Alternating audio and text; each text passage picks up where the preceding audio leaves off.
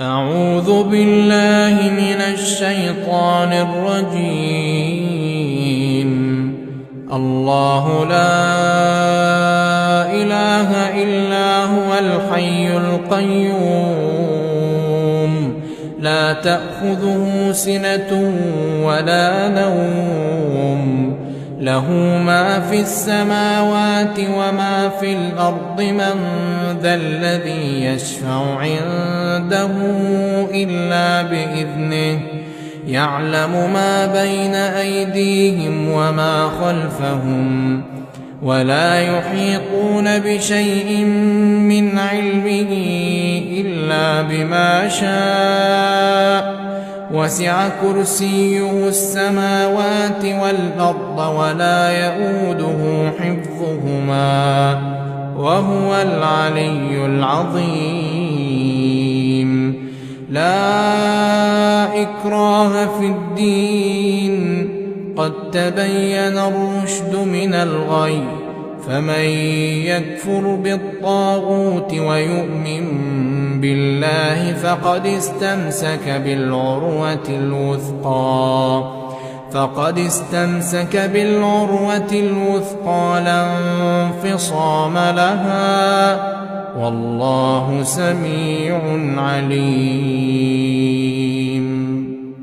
الله ولي الذين آمنوا يخرجهم من الظلمات إلى النور والذين كفروا أولياؤهم الطاغوت يخرجونهم من النور إلى الظلمات أولئك أصحاب النار هم فيها خالدون. ألم تر إلى الذي حاج إبراهيم في ربه أن آتاه الله الملك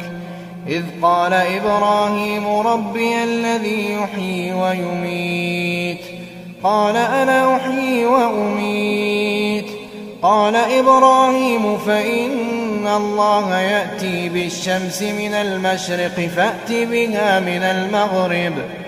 فبهت الذي كفر والله لا يهدي القوم الظالمين.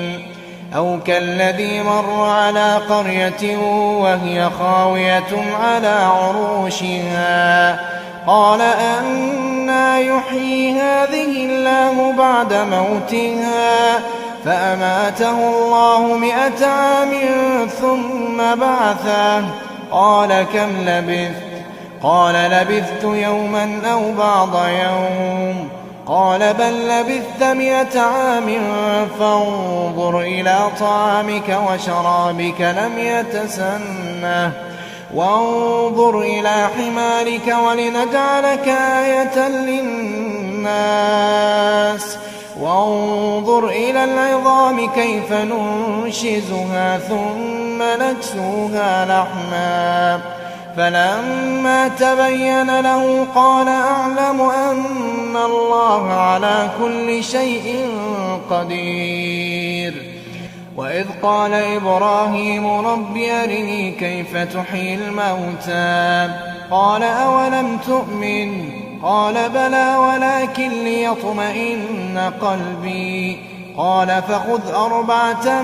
من الطير فصرهن إليك ثم اجعل على كل جبل منهن جزءا ثم ادعهن يأتينك سعيا واعلم أن الله عزيز حكيم. مثل الذين ينفقون أموالهم في سبيل الله كمثل حبة أنبتت 7 سنابل